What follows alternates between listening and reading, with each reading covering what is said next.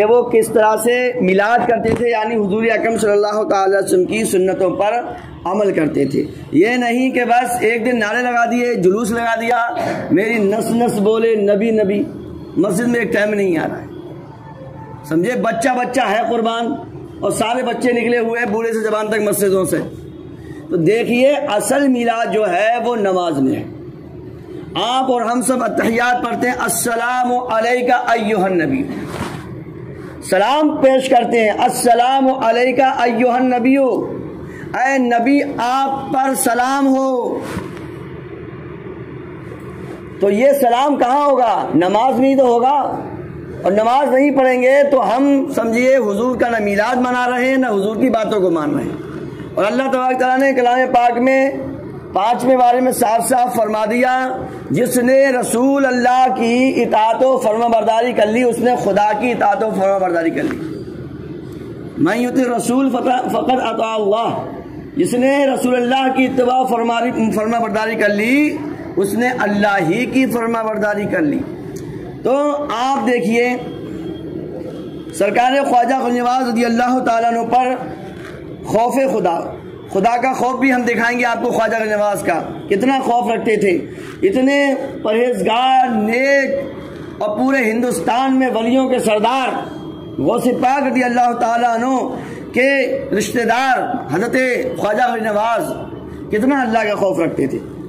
بتاتے ہیں کہ خوف کا اتنا غلبہ ہوتا تھا کہ آپ ہمیشہ کانپتے رہتے تھے، خدا کے خوف سے کانپتے رہتے تھے۔ نماز ایک ٹنگ بھی نہیں چھوٹ رہی ہے، کوئی بھی نیک کام آپ سے چھوٹتا نہیں تھا، پھر بھی خدا کے خوف سے کانپتے تھے، اور آپ پر ہر وقت لرزہ رہتا تھا۔ اور لوگوں نے پوچھا کہ حضرت یہ کیا معاملہ ہے؟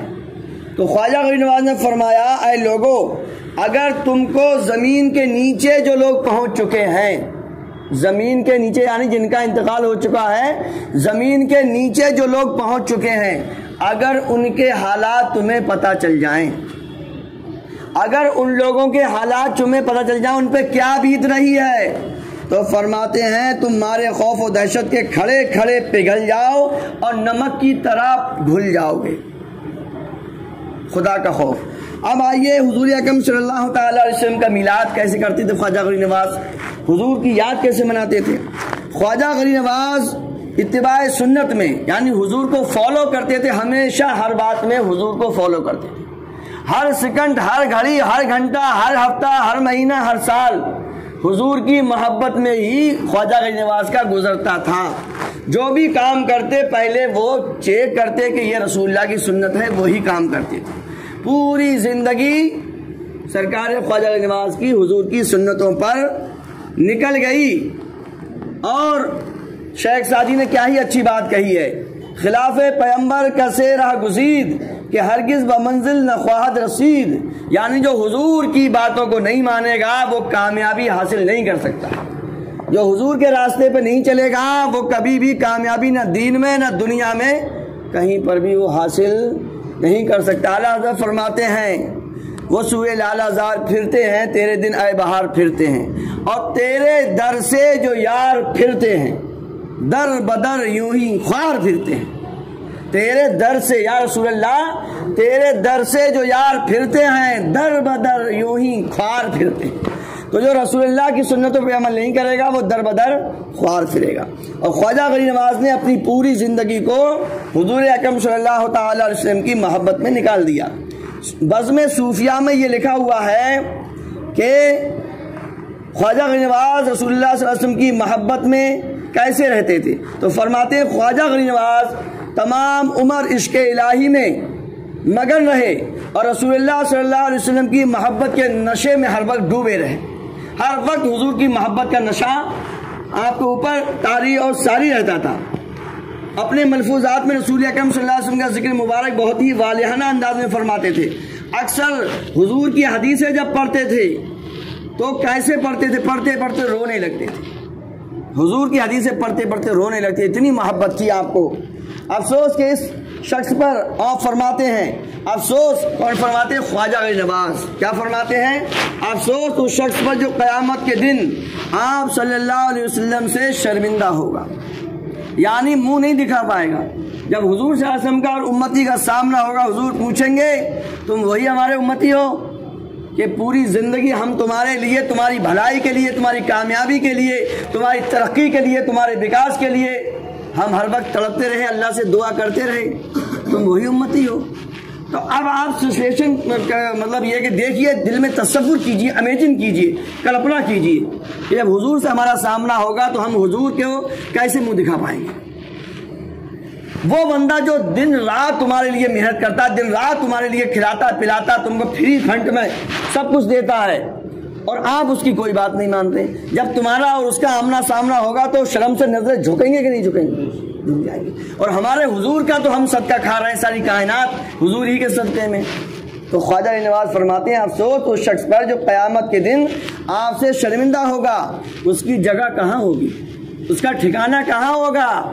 سارے نبی فرمائیں گے اذهبوا الی غیری، کسی اور کے پاس جاؤ، کہیں اور جاؤ، کہیں اور جاؤ، کہیں اور جاؤ، اور حضور نے بھی اگر یہی فرما دیا تو کیا حل بنے گا؟ تو خواجہ غریب نواز فرماتے ہیں اس آدمی کی جگہ کہاں ہوگی جو آپ سے شرمندہ ہوگا، کہاں جائے گا؟ اور یہ فرمانے کے بعد کہتے ہائے ہائے، اور رونے لگتے تھے خواجہ غریب نواز۔ یہ میلاد پاک پڑھتے تھے، اس طرح سے خواجہ غریب نواز میلاد پڑھتے تھے، حضور کا ذکر اس طرح سے کرتے تھے، یعنی پہلے خود اس پر عمل کرتے تھے، اس کے بعد اپنے بیان میں آپ لوگوں کو سناتے تھے۔ آپ کو رسول پاک سے اس درجہ عشق تھا کہ جب سرکار دو عالم صلی اللہ تعالی وسلم کا ذکر کرتے یا سنتے تو آپ کی آنکھیں نم ہو جاتی، بھیگ جاتی، اور اسی محبت رسول اور عشق مصطفیٰ کا یہ اعجاز تھا کہ آپ کی شخصیت پوری دنیا میں لوگ آپ کو جانتے ہیں، پوری دنیا میں آپ کو جانتے ہیں۔ اس لیے ڈاکٹر اقبال نے کہا تھا کہ جس کے عشق مصطفیٰ، ہر کے عشق مصطفیٰ سامان اوست، بحر و بر در گوشہ دامان اوست، فرماتے ہیں جو عشق مصطفیٰ کو اپنا دن رات بنا لے، جو عشق مصطفیٰ کو اپنا اوڑھنا بچھونا بنا لے، تو اللہ پاک اس کی دامن کے ایک کونے میں، پوری دامن کی بات نہیں کری، دامن کے ایک کونے میں اللہ تعالیٰ دین دنیا دونوں کی نعمتیں اس کے ڈال دے گا۔ ہر کے عشق مصطفیٰ سامان اوست، بحر و بر در گوشہ دامان اوست۔ میرے دوست، تو خواجہ غریب نواز نے دکھا کہ حضور کی سنتوں پہ عمل کیا، غریبوں سے فقیروں سے آپ نے ایسا عشق کیا، محبت کرتے تھے آپ غریبوں سے۔ حضور نے فرمایا غریبوں کا دھیان رکھو، یہاں تک کہ حضور نے فرمایا اپنے غلام جو تمہارے یہاں غلامی نوکری کرتے ہیں، جو خود کھاؤ وہ ان کو بھی کھلاؤ، یعنی جو خود کھاؤ ان کو بھی کھلائیے۔ اور خواجہ غریب نواز نے اس پہ عمل کر کے دکھایا۔ ہر وقت آپ کے یہاں لنگر چلتا رہتا تھا، اور پورے شہر کے غریب یتیم فقیر سب خواجہ غریب نواز کے لنگر سے کھاتے رہتے تھے۔ جب بھی کوئی آتے تھے وہ کھانا بنانے والے حضرت پیسہ دیجئے، مصلی اٹھاتے خواجہ غریب نواز اور کہتے نکال لو جتنی تمہیں ضرورت پڑ رہی ہے اس میں سے نکال لو۔ سمجھے کہ نہیں سمجھے؟ ہزاروں واقعات ہیں۔ جب تک ہم حضور کی سنتوں پہ عمل نہیں کریں گے کوئی فائدہ خاص ہونے والا ہے نہیں۔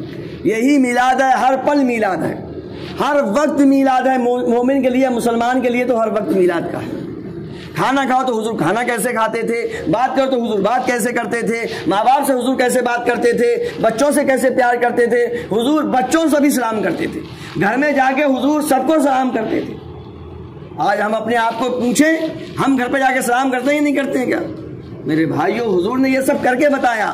اب اگر ہم ان سنتوں پہ عمل کریں گے تو بولیے 24 گھنٹے ہر پل میلاد ہے کہ نہیں ہے؟